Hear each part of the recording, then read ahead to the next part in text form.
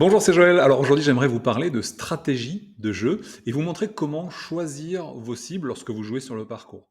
Alors en effet, on parle souvent de technique au golf, hein, comment réaliser un coup, mais le golf ne se résume pas à frapper correctement la balle. Bien sûr, ça commence par là, hein.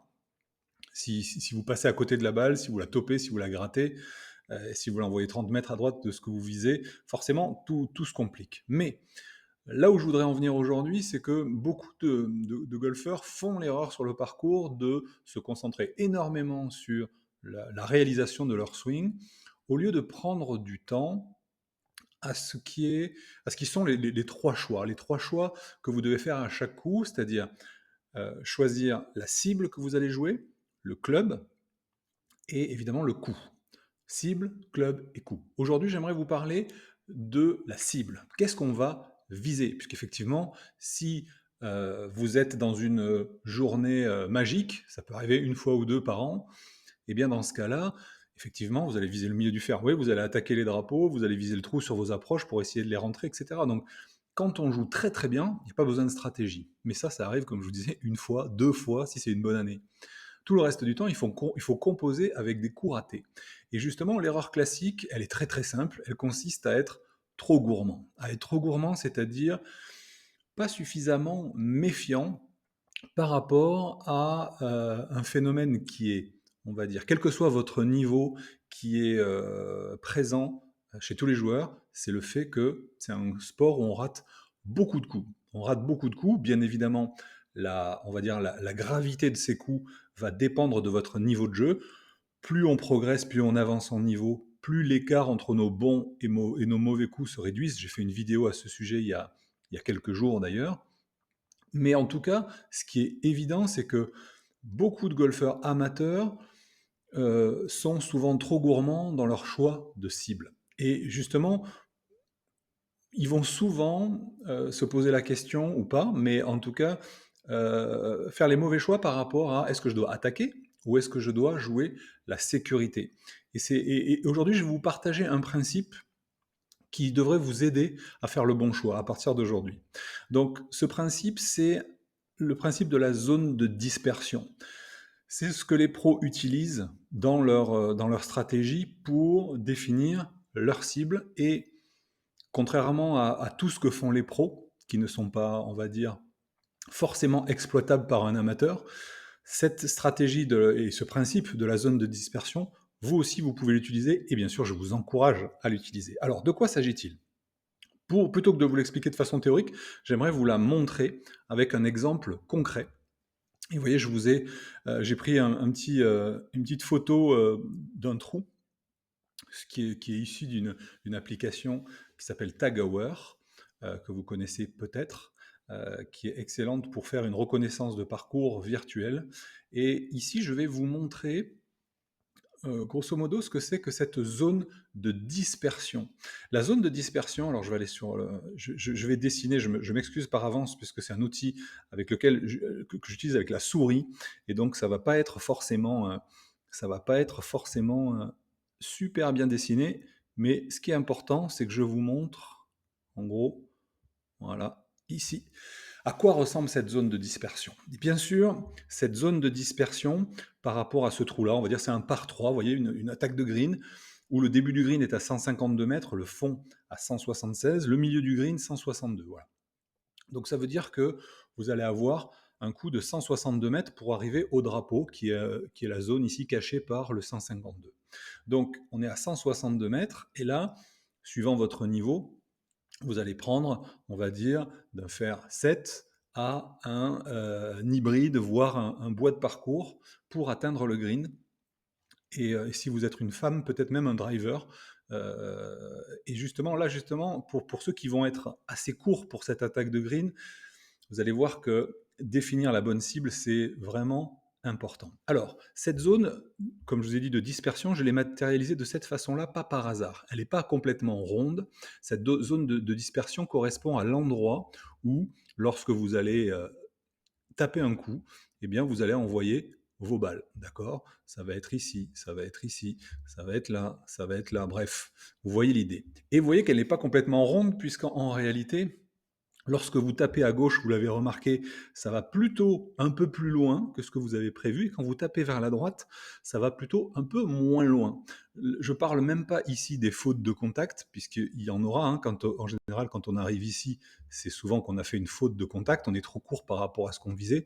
Donc là, même ici, ça tombe dans l'eau. Hein, toutes ces balles-là qui pourraient tomber sur la terre ferme vont, a priori, sauf si vous avez un coup de bol, mais revenir dans l'eau. Bref, ça va être des fautes de contact. Mais pourquoi on est plus court quand on va à droite? Tout simplement parce que quand on va à droite, quand on rate à droite, ça sous-entend que votre face est ouverte, elle est dirigée à droite, et on appelle ça une face ouverte justement parce que ça ouvre le loft, et du coup vous perdez automatiquement en distance. Quand vous allez à gauche, c'est que votre face était a priori orientée à gauche, et donc ça ferme ce qu'on appelle le loft, et du coup vous gagnez un petit peu en distance. Voilà, c'est pour ça que souvent ceux qui ont un swing de poule avec un petit coup d'épaule, souvent ils vont plus loin avec les petits fers, c'est super parce qu'ils ont l'impression d'être très longs, et c'est pas une impression, ils sont longs, mais en réalité c'est parce qu'ils ferment leur club. Voilà. Donc cette zone de dispersion, ce qu'il faut bien comprendre, c'est qu'elle n'est pas complètement ronde, et il faut comprendre qu'elle dépend de votre niveau, et il faut aussi comprendre qu'à partir du moment où vous n'avez pas des outils comme les pros, qui ont un TrackMan, qui, à l'entraînement, tapent énormément de balles et peuvent créer cette zone de dispersion, en tout cas en avoir on va dire une représentation assez claire, vous êtes obligé de fonctionner un petit peu de manière subjective, c'est-à-dire faire un petit peu une moyenne de tous les coups que vous avez ratés avec le club que vous allez utiliser, et vous dire, voilà, ma zone de dispersion, elle est là. À partir du moment où vous avez défini cette zone de dispersion, la deuxième étape consiste à en déplacer le centre. Donc vous avez bien compris que le centre n'est pas le centre géométrique, c'est-à-dire que le centre de cette, comment ça s'appelle, le centre de comment on appelle ça, de cette zone de dispersion, il est plutôt en haut à gauche, pour les raisons que je vous ai expliquées. Et donc, si vous déplacez ce centre, on va dire là à peu près où il y a le 156 mètres, regardez ce qui va se produire. Je vais essayer, alors là c'est pas évident, je vais essayer de reproduire, on va dire à peu près la même forme. M'en veuillez pas, hein. De toute façon, ça sera subjectif aussi quand vous allez le faire. Et là, j'aimerais vous faire prendre conscience du fait que ce qui, hop, on va dire la partie dangereuse évidemment, hein, qui sur ce par 3 est la partie droite, est courte ici, est nettement moins importante qu'ici. Alors vous allez me dire, bah oui, c'est un peu logique. Évidemment qu'on va essayer de viser, eh bien, l'opposé de là où se trouve l'obstacle. Mais si vous prenez bien en considération, on va dire la forme géométrique qu'a réellement votre zone de dispersion, ça va vous permettre de choisir, voilà, votre cible, votre nouvelle cible, qui n'est pas, comme je vous disais, nécessairement et rarement le drapeau, sauf si, bien sûr, si ce drapeau se trouve dans cette position. Là, on va pouvoir se rapprocher du drapeau, et à la limite prendre un petit peu de risque. Ça va juste décaler et donner un peu plus de risque là.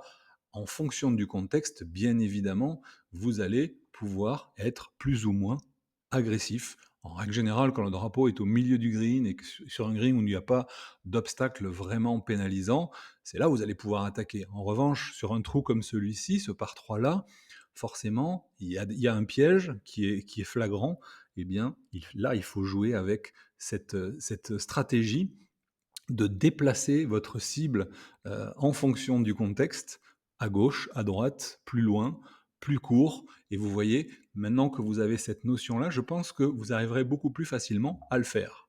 Voilà, donc je reviens ici sur mon petit slide pour vous montrer tout simplement d'abord le résumé, c'est-à-dire commencer par déjà vous représenter clairement cette zone de dispersion. Vous avez bien compris que cette zone, elle va dépendre de votre niveau, bien entendu, et elle va dépendre aussi de votre forme du jour. C'est-à-dire que les jours où vous tapez bien, eh bien cette zone de dispersion sera probablement plus petite. Les jours où vous n'êtes pas dans la balle, elle va être plus grande. Donc forcément que les jours où vous n'êtes pas dans la balle, il va falloir prendre des cibles beaucoup plus safe, comme on dit, beaucoup plus sécures, des zones qui sont plus grandes, plus larges. Et les jours où vous êtes un petit peu chaud, eh bien, vous allez pouvoir être un peu plus offensif. Le tout consiste, vous avez compris, à eh bien, déplacer le centre de votre zone de dispersion en fonction du contexte. Voilà, j'espère que cette vidéo vous a aidé. En tout cas, je tenais à vous dire qu'elle est inspirée du mail de ma newsletter quotidienne. En effet, chaque jour, j'envoie à plus de 49 000 golfeurs des conseils pour les aider à mieux jouer. Et si vous aussi, vous voulez recevoir ces conseils, eh ben, tout simplement, je vous ai mis le lien dans la description pour vous inscrire. C'est totalement gratuit. Et si à un moment, vos conseils, enfin mes conseils, vous avez marre de les recevoir, il suffit de vous désinscrire avec un simple clic, pardon. Il n'y a absolument aucun engagement. Donc, si recevoir mes conseils vous intéresse, eh bien, il suffit tout simplement d'aller cliquer sur le lien qui est dans la description, ou tout simplement sur le i comme info qui s'affiche ici. Je le mettrai aussi dans les commentaires. Je vous dis à très bientôt dans une prochaine vidéo sur moncoachdegolf.com. Bye bye.